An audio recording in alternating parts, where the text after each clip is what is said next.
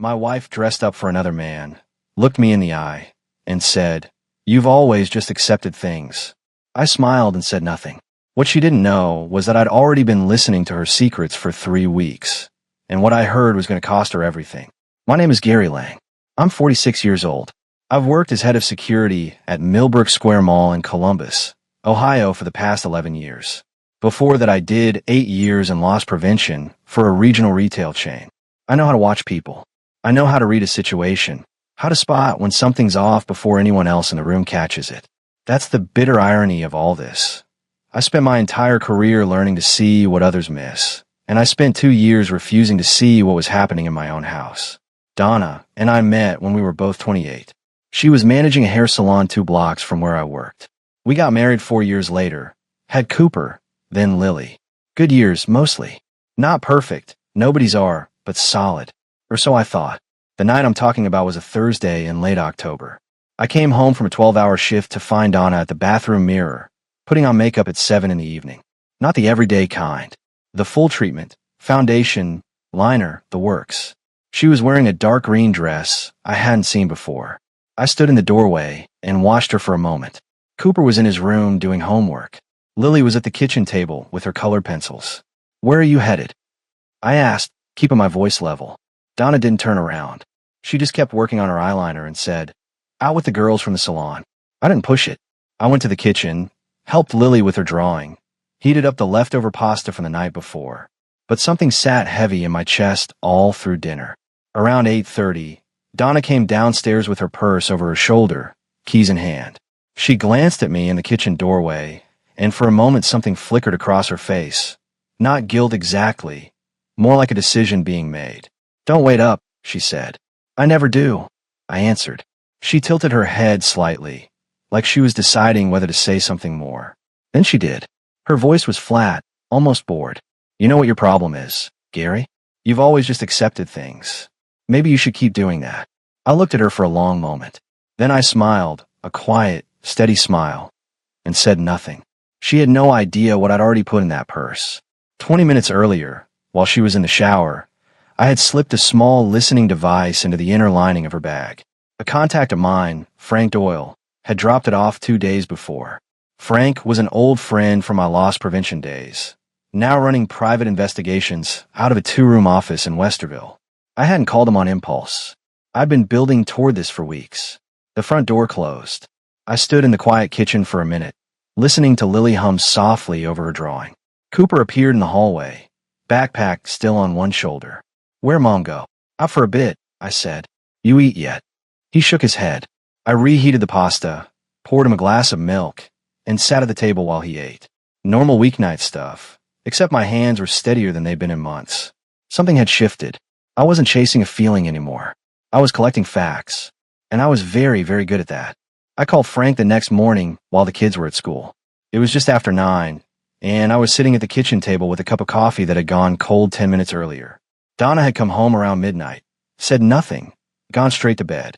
I'd heard her moving around in the dark, but pretended to be asleep. Frank picked up on the second ring. She took the bait. He asked before I could even say good morning. She took the purse, I said, which means she took everything in it. Frank let out a low breath. "Give it 12 hours. The device needs time to log enough audio. I'll pull the feed tonight, and we'll go from there." I'd known Frank Doyle for 16 years. We'd worked together at a regional loss prevention company back when I was still learning the ropes. He taught me most of what I know about watching people without being watched yourself. When he left to open his own firm, I wasn't surprised. Frank was the kind of man who needed to run his own operation. He was methodical, quiet, and completely without sentimentality when it came to facts. That last part was exactly what I needed right now. I went to work that afternoon and ran my shift on autopilot. Checked the overnight camera logs, briefed the morning team, walked the East Corridor twice. Millbrook Square was quiet on Fridays before noon. I appreciated the routine. It kept my hands busy while my head worked through everything I didn't want to think about, but couldn't stop. Ron Briggs stopped me near the service entrance around 2 o'clock. Ron was 47, worked the floor team on my shift. We'd been friendly for 3 years. Not close, but the kind of workplace friendly where you grab coffee together and trade complaints about management. He was leaning against the wall near the loading dock, scrolling his phone. "You look rough," he said when he saw me. Bad night, I said. Donna keeping you up? He said it with a half grin, the kind that's supposed to read as harmless. I stopped walking. Something about the way he said her name, too casual, too easy, landed wrong. I filed it away without reacting. That's the job. You notice. You don't tip your hand. Something like that, I said, and kept moving.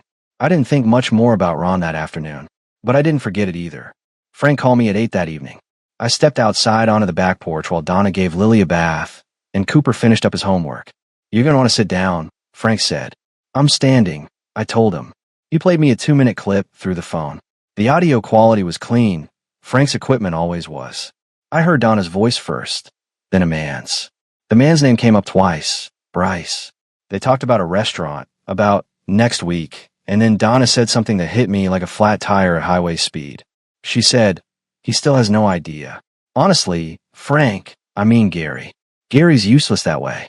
He just accepts things. There was laughter, his and hers. I stood on the back porch for a long moment after the clip ended, watching the neighbor's oak tree sway in the October wind. I thought about the way she'd looked at me the night before when she said you've always just accepted things. She'd been talking about more than one conversation. This wasn't a slip. This was a pattern. There's more, Frank said. A lot more. She mentioned money, Gary. Moving things around. I want you to pull your joint account statements. Not online. Go to the branch in person and request paper copies. Don't use the shared computer. Understood, I said. And one more thing. Frank paused. She mentioned someone at your job. Said he'd been keeping her in the loop. I didn't say anything for a moment. The oak tree kept swaying. Did she use a name? I asked. Ron, Frank said quietly. I exhaled through my nose. Slow and even. 11 years of security work had taught me one thing above everything else. The moment you show your hand is the moment you lose the advantage. Ron would go on thinking I didn't know. For now, that was exactly where I needed him. Thanks, Frank, I said. Keep the device running. I went back inside, checked on the kids, and sat on the edge of my bed in the dark for a few minutes. The man Donna thought she was married would have been gutted by what I just heard.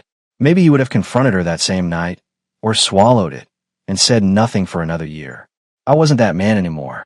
I reached for my phone and started searching for a family law attorney. I took Monday off work. First personal day I'd used in over a year. I told my supervisor I had a family matter to handle, which was the most honest thing I'd said out loud in weeks. First stop was the bank branch on Morse Road. I walked in, asked for a teller I didn't recognize, and requested printed statements on our joint checking and savings accounts going back 18 months. The woman behind the counter gave me a politely puzzled look. Most people just use the app, but printed everything without question. I folded the papers into my jacket and drove home. I sat in my car in the mall parking lot for 40 minutes going through the numbers. Found turned my coffee cold. 11 withdrawals over 14 months. Each one between $800 to $2,200. Each one made on days when I was working a long shift. The total came to just over $14,000. Pulled from our joint savings in amounts small enough, not to trigger an automatic alert. Donna had always handled the household finances. I trusted her completely with that. I understood now what that trust had cost me. I called Frank from the car. She's been skimming the joint account. I told him. 14 grand over 14 months. Frank was quiet for a moment. Screenshot and photograph every page before you put them anywhere. Then get those papers to your attorney before she gets home today. I'd already made an appointment with a family law attorney named Patricia Howe for Wednesday morning. Frank had recommended her. I didn't know her yet, but I was starting to understand that the next few weeks were going to be less about feelings and more about documentation. When I got home, Donna's car was gone. Cooper was at school, Lily at her after-school program until 4. I had the house to myself. I don't know exactly what made me walk into the garage. Call it instinct, the same thing that makes you slow down when a room feels wrong before you can explain why. I've been in that garage 100 times in the past month. But that morning I noticed something I hadn't before. The old camping gear in the back corner, 2 duffel bags and a folded tarp, was stacked differently than I remembered. One of the duffels was zipped tight and pushed behind a storage shelf in a way that looked deliberate. I pulled it out, unzipped it. Inside, a pair of men's dress shoes in a size I don't wear, a leather toiletry bag that wasn't mine, 4 bundles of cash held together with rubber bands. I counted it later, $3,100, and at the very bottom, a manila envelope. Inside the envelope were 2 airline tickets, Columbus to Tampa, Departing December 19th. Two names, Donna Lang and Bryce Howell. December 19th was 6 days before Christmas. I stood in the garage with that envelope in my hand and thought about Cooper asking me last week whether we were doing the tree this year. I thought about Lily picking out the ornaments she wanted from the bin in the closet. And I thought about Donna telling me at dinner 3 weeks ago that maybe we should do something different for the holidays this year. Keep it low-key. She hadn't been talking about skipping the decorations. She'd been planning her exit. I photographed everything exactly as I found it, then zipped the bag back up and put it precisely where I found it. She couldn't know I'd been in there. I needed her to feel safe for just a little while longer. That afternoon I sat with Cooper while he did his math homework, and we watched 30 minutes of a game together before dinner. Normal. Steady. I didn't let a single thing show on my face. After the kids were in bed, I called Frank and read in the names on the tickets. Bryce Howell. Frank repeated. Give me 24 hours. He called back the next morning. What he told me added a layer I hadn't expected. Bryce Howell, 40 years old, was not a single man looking for a fresh start with someone else's wife. Bryce Howell was married. His wife's name was Karen. They had a 9-year-old daughter. They lived in a suburb of Cleveland, about 2.5 hours north of us. He came to Columbus 2 or 3 times a month, ostensibly for work, as a regional sales rep for a building materials company. Donna thought she was running towards something real. She had no idea she was the other woman in her own affair. I wrote that down in the notebook I'd started keeping. Date, time, source. The same way I'd been trained to document incidents at work for 11 years. Every fact mattered. Every fact had a place. Wednesday morning, I walked into Patricia Howe's office with a folder, a notebook, and a flash drive. She went through everything without expression, occasionally making a note, occasionally asking a question. When she finished, she looked up at me over her reading glasses. Mr. Lang, she said, you've done more preliminary work than most clients bring me after 3 months of trying. When do you want to file? When the time is right, I said. Not yet. She nodded slowly. Then keep doing exactly what you're doing. Ron Briggs had worked under me for 3 years. He was punctual, competent, and never caused problems on the floor, which was exactly why I'd always kept him at comfortable arm's length professionally. In security work, the people who never cause problems are sometimes the ones you watch most carefully. Trouble has a way of coming from the quiet corners. After what Frank had pulled from the audio recording, Donna mentioning Ron by name, as someone who was keeping her in the loop, I started paying attention to the quiet corner. I didn't change my behavior around him. That was critical. I still nodded at him in the corridor, still included him in shift briefings, still asked his opinion on minor floor decisions the way I always had. But now I was watching, and what I saw began to add up. Ron made personal calls on his break in the east stairwell, away from the cameras. I knew the blind spots in this building better than anyone, and that stairwell was one of them. He started showing up 5 minutes early on the days I came in, as if he wanted to be seen arriving before me. Small things. But in my line of work, small things are the whole job. On Thursday, I reviewed 2 weeks of access logs on the security office computer. Our system logged every login and every file accessed. Ron had pulled up my personal scheduling records twice in the past 3 weeks, the calendar that showed my long shifts, my days off, my coverage gaps. He had no operational reason to access those files. I printed the logs, dated them, and added them to my folder. Friday morning, I arranged a shift overlap with a part-timer named Chris, which gave me 40 minutes free in the middle of the day. I used those 40 minutes to stand near the east stairwell with a reason to be there, a routine inspection of the fire door mechanism, and I listened. Ron was on his phone. He kept his voice low, but the stairwell carried sound better than he knew. She's at the mall Wednesdays now, I think. Yeah, he extended his shift on Thursday, so, I don't know, she said just keep passing it along. I noted the time. I walked back to the office. I pulled out my notebook and wrote down every word I'd heard, verbatim, while it was still fresh. That evening I called Frank and gave him the update. You need to freeze that leak quietly, Frank said. You can't fire him. That tips Donna off that you're moving. But you can start feeding him wrong information.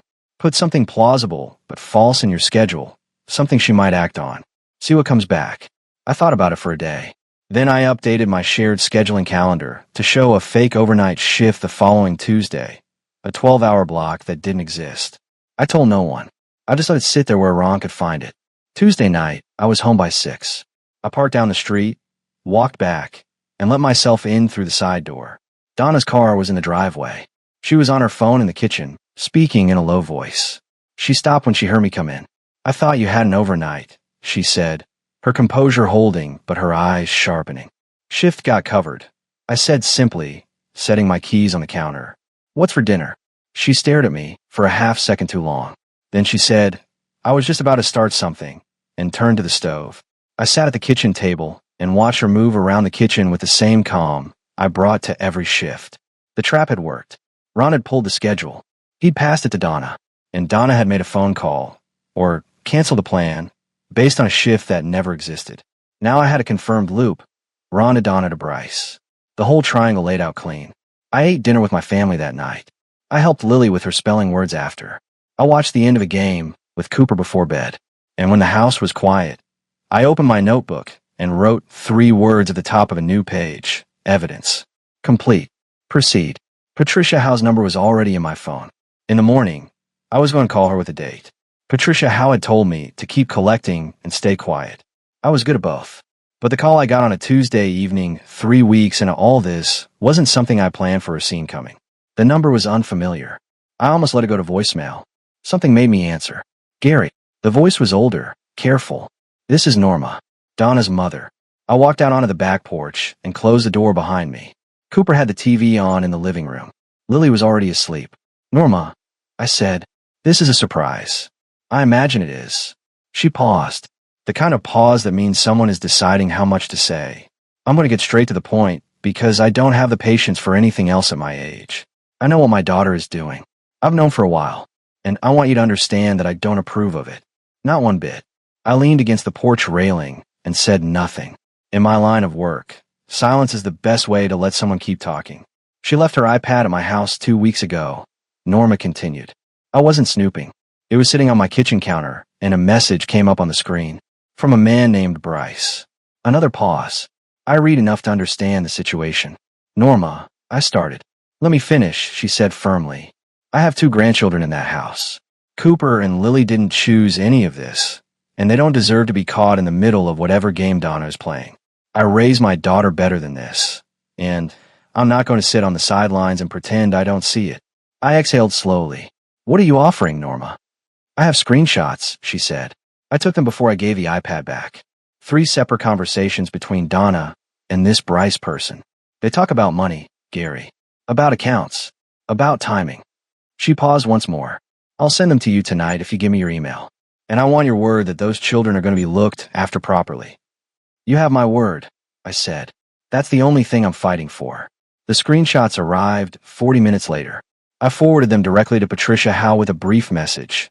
"New evidence. Sources credible. Details tomorrow." Then I sat at the kitchen table and read through them 3 times. Donna and Bryce had been coordinating for months. The screenshots covered conversations spanning 6 weeks, and they referenced the account, a phrase that appeared 4 times, along with specific dollar amounts that matched withdrawals I'd already documented from our joint savings. In one exchange, Donna wrote, "Linda says we move on the filing after the holidays. Keep the December trip quiet." Linda. That was Linda Farr, Donna's attorney, which meant Donna had already retained legal counsel without telling me. She had a lawyer, a plan, a timeline, and a getaway trip booked, and she'd been walking around our house every evening like everything was normal. I met with Patricia the next morning and handed her the printed screenshots. She studied each one carefully. "These are significant," Patricia said. "Combined with the financial records and the airline tickets, we have a clear pattern of coordinated deception. I want to file for emergency temporary custody before she does anything else." She looked up at me. "The sooner we move, the less room she has to maneuver." "Do it," I said. That afternoon, walking back to my car from Patricia's office, I called Frank. "It's moving," I told him. "How are you holding up?" Frank asked. I thought about it honestly. "I'm fine," I said. "Angry but fine. The anger's useful right now." Frank was quiet for a moment. "Earl know anything yet?" My father, 75 years old, living alone in the house he'd raised me in over in Gahanna. Sharp as a tack and twice as stubborn. "Not yet," I said. "But he will soon." The emergency custody hearing was set for a Thursday. Patricia had moved fast. I gave her credit for that. By Wednesday evening, I had the kids' bags packed and in the trunk of my car. I told Cooper and Lily we were going on a short trip to Grandpa Earl's. that Mom had some things to take care of at home. Cooper gave me a long look. He was 13, old enough to feel the undercurrent, but he nodded and helped his sister with her backpack. Earl lived in a 3-bedroom ranch on a quiet street in Gahanna, 20 minutes from our house. I called him from the driveway before we left. "Dad," I said, "I need to bring the kids to you for a few days. I'll explain everything when I get there." "Drive safe," was all Earl said. That was my father in a nutshell. No drama, no unnecessary questions. He'd been a machinist for 31 years. He understood that some things needed doing before they needed explaining. When we pulled up, Earl was already on the front porch in his flannel shirt despite the November chill. He hugged both kids without a word about why they were there, told Lily he bought the good cereal, and asked Cooper if he wanted to see the new woodworking project in the garage. Just like that, the tension in the car dissolved. That was Earl's gift. He made space feel safe without making a production of it. I helped settle the kids, then stood with my father in the kitchen while they got themselves sorted in the back bedroom. "Donna?" he asked. "Yeah," I said. He nodded once. He didn't ask for details. He just poured us both a cup of coffee and sat down at the table the same way he'd sat at that table through 30 years of problems. Steady, unhurried, present. "Those kids go to be all right?" he asked. "That's what I'm working on," I told him. He nodded again. That was enough for Earl. The next morning, I drove to the courthouse for the hearing. Patricia was already there, composed and prepared, her folder organized, and her expression neutral in that way that told me she'd done this 100 times. Donna arrived with Linda, far 12 minutes later. Donna looked polished but tense. There was something behind her eyes I recognized from years of watching people under pressure at work. She hadn't expected this timeline. The hearing lasted 40 minutes. Patricia laid out the evidence methodically, the financial records, the airline tickets to Tampa, the screenshots Norma had provided, and a signed statement from Frank regarding the surveillance findings. Linda far pushed back on the surveillance angle, arguing admissibility, but the judge, a composed woman in her mid-50s named Judge Calloway, listened to both sides without expression and then spoke. "The court finds sufficient grounds to grant temporary sole physical custody to Mr. Lang pending a full hearing," she said. "Mrs. Lang will have scheduled visitation, supervised for the time, being given the circumstances presented." Donna stood up halfway. Linda Farr touched her arm to keep her seated. "This is not the final determination," Judge Calloway continued, looking directly at Donna. "But I would strongly advise all parties to conduct themselves accordingly in the interim." Outside in the corridor afterward, Donna moved toward me with Linda, Farr a half step behind. Her voice was low and tight. "You really think you can just take them from me, Gary? They're my children." I looked at her calmly. "They're our children. And right now the court agrees with me that they need stability. That's not a punishment, Donna. That's a consequence." She stared at me. Something flickered in her expression. Not guilt exactly, but something in that neighborhood. "You should have just accepted things," she said. The same words she'd used the night she walked out the door dressed for Bryce. "I know you believe that," I said quietly. "That's always been the difference between us."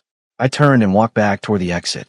Behind me, I heard Linda Farr say something to Donna in a low voice, and I heard Donna's response, a short, sharp exhale that wasn't quite a word. I pushed through the courthouse doors into the cold November air, got into my car, and drove to my father's house to pick up my kids.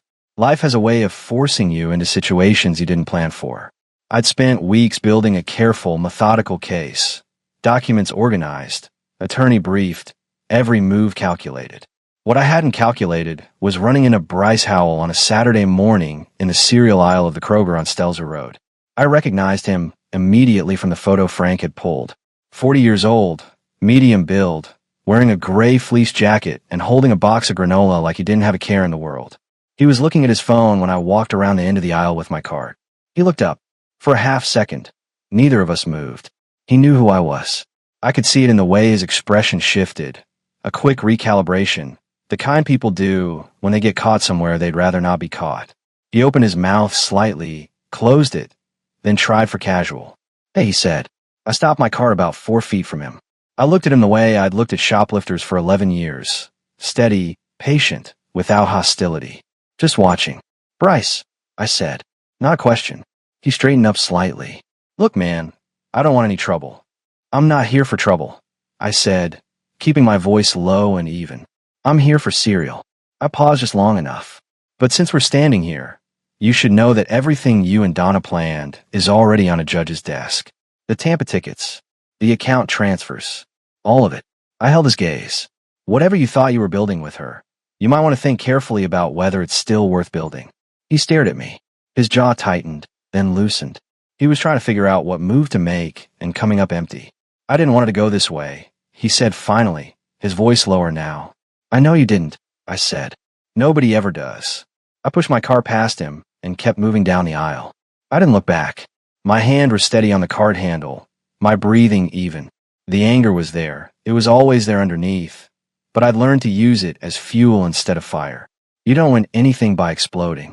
You win by being the last man standing when the dust settles. I texted Frank from the parking lot. Ran in a howl at Kroger. Said my piece. No incident. Frank replied with a single word, good. That afternoon, Donna called my cell.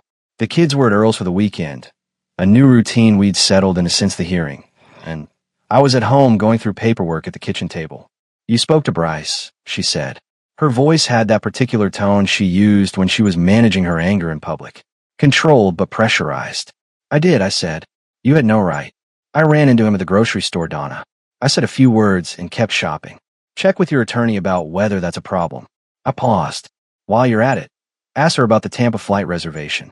Patricia filed a motion this morning referencing it as evidence of intent to relocate the children without consent. That might be worth discussing. Silence on the line. Long enough that I thought she might have hung up. You think you're so far ahead of me, she said finally. Her voice had dropped to something quieter and harder. I'm not trying to be ahead of you, I said. I'm trying to protect Cooper and Lily. That's the only race I'm running. She ended the call without another word. I set the phone on the table and went back to my paperwork. 2 days later, Donna did something I hadn't anticipated. She showed up at my parents' house, Earl's place in Gahanna, on a Monday afternoon while the kids were at school. I wasn't there. Earl called me afterward. She came to the door. He told me, his voice measured. Wanted to see if the kids were here. I told her they were at school, and she already knew that. He paused. She started in about how you'd taken everything from her, and she just wanted her family back. What did you say, Dad? I told her, Earl said slowly, that a family doesn't leave on its own. It gets left. And then I told her my son would be in touch through his attorney, and I closed the door. I held the phone and let that sit for a moment. 75 years old, and still the steadiest man I knew. Thanks, Dad, I said. Drive careful, he replied, and hung up. That evening I relayed the visit to Patricia Howe. She noted it, added it to the file, and told me make sure the kids' school had documentation of the custody arrangement, so Donna couldn't attempt anything similar there. I called the school first thing the next morning and spoke to the principal personally. Certified copies of the custody order were in the school's system by noon. I was learning to stay 3 steps ahead. After 23 years of watching other people's blind spots for a living, I was finally applying it where it mattered most. The full custody hearing was scheduled for a Tuesday in early December, 3 weeks before the Tampa flight Donna had booked and apparently not yet canceled. Patricia told me that was significant. The fact that the reservation still existed strengthened the relocation without consent argument considerably. I wore my good charcoal suit, the same one I'd worn to Cooper's school award ceremony 2 years ago. It still fit. I drove to the courthouse alone, parked 2 blocks away, and walked in with my folder and a clear head. The courtroom was larger than the one we'd been in for the emergency hearing. More formal, more people. Donna was already seated when I arrived, Linda Farr beside her in a dark blazer. Donna had dressed carefully, a navy outfit, hair neat, expression composed. She looked like someone trying very hard to look like the person she wasn't anymore. Patricia had prepared me well for what to expect. Linda Farr's strategy, Patricia had told me, was going to center on 2 things: painting the surveillance as a violation of Donna's privacy and autonomy, and introducing the concept of emotional control, arguing that Gary Lang had spent years keeping his wife financially dependent and psychologically constrained. I had to hand it to Linda Farr. She billed it reasonably well. She spoke about Donna's limited access to financial accounts, her feeling of being monitored and managed in the marriage, the power imbalance of living with a man whose professional background was in surveillance and security. She was smooth and practiced, and I watched several people in the gallery nodding slightly. Then Patricia stood up. She started with the bank records. 14 months of systematic withdrawals from the joint account, totaling just over $14,000. made exclusively on days when Gary Lang worked long shifts. She laid the timeline on the table like a series of photographs, each one clicking into place. Then came the airline tickets. Patricia explained the Tampa reservation, 2 passengers, December 19th, and the duffel bag found in the garage. The men's shoes, the cash, the envelope. She noted that December 19th fell 6 days before Christmas, when the children would normally expect to be home with both parents. Then came Norma's screenshots. Patricia presented them carefully, establishing Norma's credibility. A 69-year-old woman with no stake in the proceedings beyond the welfare of her grandchildren, who had come forward voluntarily.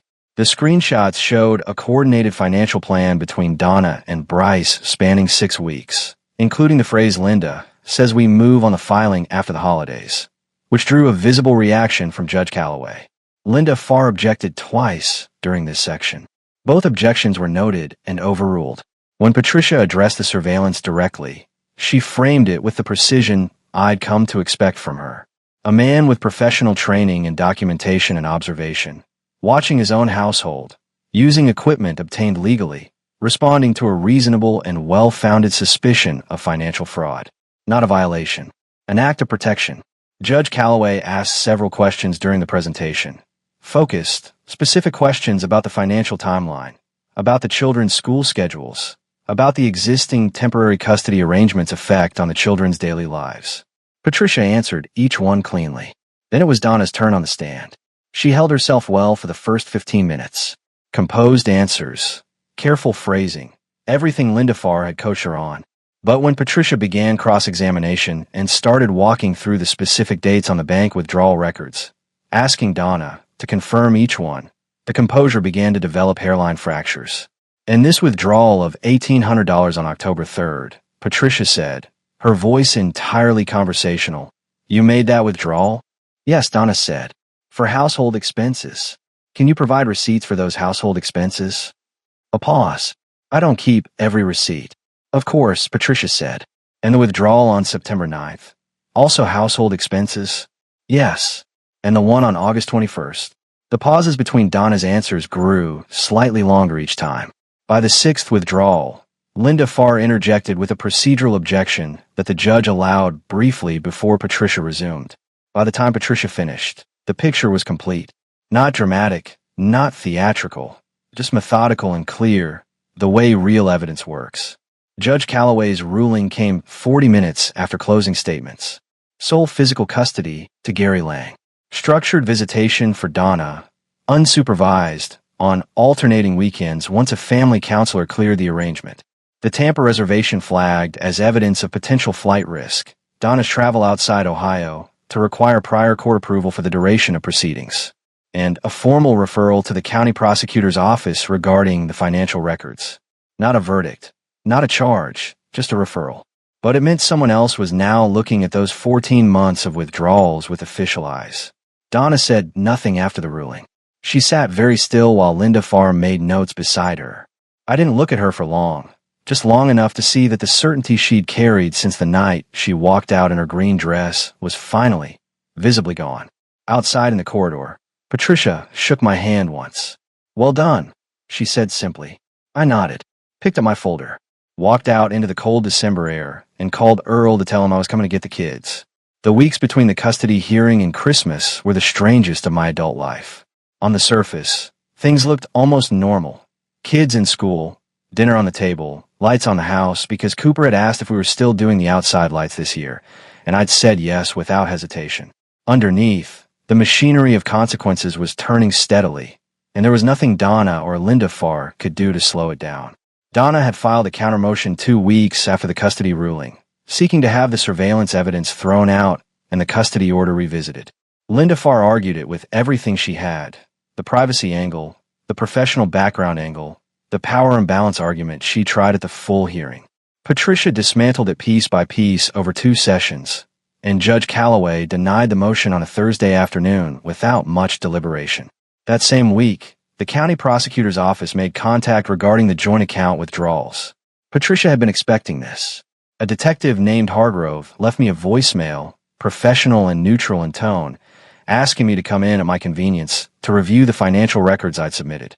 I went in on a Friday morning, brought my complete documentation folder, and answered every question clearly and directly. Hargrove was thorough. He took copies of everything and told me they'd be in touch. I didn't hear from them again for 3 weeks. But the process had been set in motion, and that was what mattered. Linda Farr tried one more maneuver in early December, a motion arguing that Gary Lang's profession gave him an unfair advantage in building a surveillance-based case, that his training had essentially allowed him to construct a narrative rather than document a reality. It was creative, I'll give her that. Patricia called me after receiving the filing, and I could hear the controlled amusement in her voice. She's running out of road, Patricia said. This one won't stick. It didn't. What I hadn't anticipated was the afternoon Donna called me. Not through her attorney. Not about logistics, just called. The way she used to when we were first married and she'd phone from the salon between clients just to talk. It was a Tuesday. The kids were at school. I know this doesn't change anything, she said. Her voice sounded different, scraped clean of the confidence it had carried all autumn. But I need to say it. I handled everything wrong. All of it. I sat down at the kitchen table. Donna, I'm not asking for anything, she said quickly. I know it's too late for that. I saw what you said to Cooper last weekend, when he asked you why everything had to change. I was dropping them off, and I heard you through the window. You told him that some things change, but the parts that matter stay the same. She paused. I couldn't have said that. I don't think I would have thought to say that. I was quiet for a moment.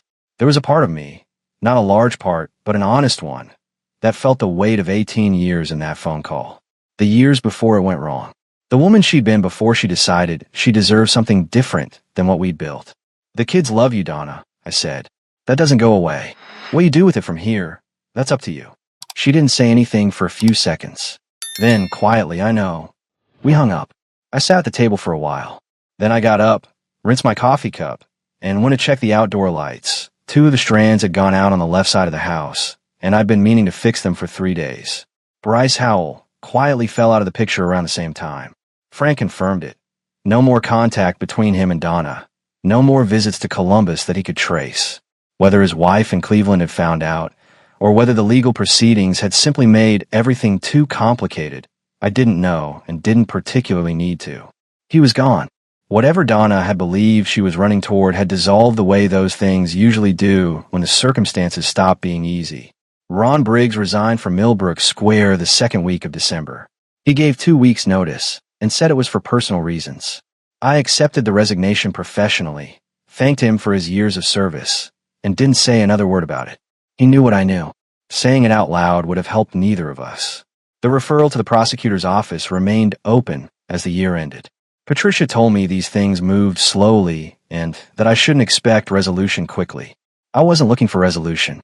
I was looking at my kids eating breakfast on a Saturday morning with the winter sun coming through the kitchen window, and that was the only resolution I needed right now. 14 months after that October night, when Donna walked out the door in her green dress and told me I'd always just accepted things, I was sitting on the cold aluminum bleachers of a middle school gymnasium watching Cooper play in a basketball tournament. He'd joined the team in September. I'd driven him to every practice and every game since. Lily sat beside me on the bleachers with a thermos of hot chocolate I'd packed, her boots kicking rhythmically against the seat below as she watched her brother. She'd been doing that leg-swinging thing since she was 3 years old. I hoped she never stopped. Cooper brought the ball up the court, got screened, found a teammate on the wing. The teammate missed the shot. Cooper grabbed the rebound himself, all elbows and determination, and put it back up off the glass. It dropped in. The small crowd made noise. Lily grabbed my arm. "Did you see that?" she demanded. "I saw it," I said. In the 14 months since the full hearing, the machinery had kept turning at its own pace. Donna's visitation had progressed from supervised to unsupervised once the family counselor cleared it, which took 4 months and required Donna to complete a financial responsibility course the court had ordered as a condition. She'd done it without complaint, which Patricia told me was a good sign. I chose to believe that too. The county prosecutor's office had issued a formal finding on the joint account withdrawals 8 months ago. Donna had reached a civil settlement, restitution of $11,000, repaid in installments, with a suspended sentence contingent on full compliance. No jail time. I hadn't asked for jail time. I'd asked for my money back and for accountability. The legal system, slowly and imperfectly, had delivered both. Ron Briggs had moved to another city. I'd heard through mutual contact that he was working retail management somewhere in Indiana. I didn't think about him often.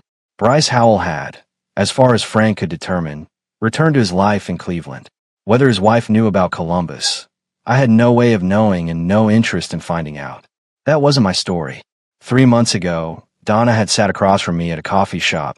Her suggestion, a neutral location, and we talked for the first time like two people trying to figure out how to be decent to each other for the sake of two kids who hadn't chosen any of this. It wasn't easy.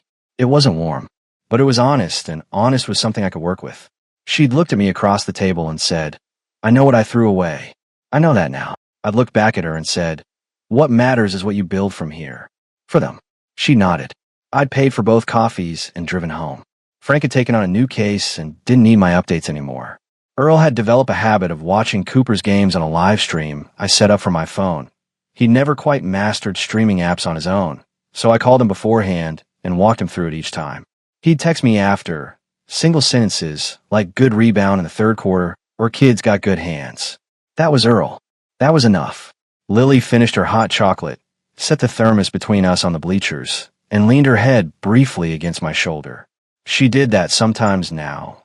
A quick lean, not looking for anything, just touching base the way kids do when the world feels steady enough to take for granted. I put my arm around her for a moment. Watched Cooper set up on defense, his face focused and serious in the way it got when he was locked in. A year ago,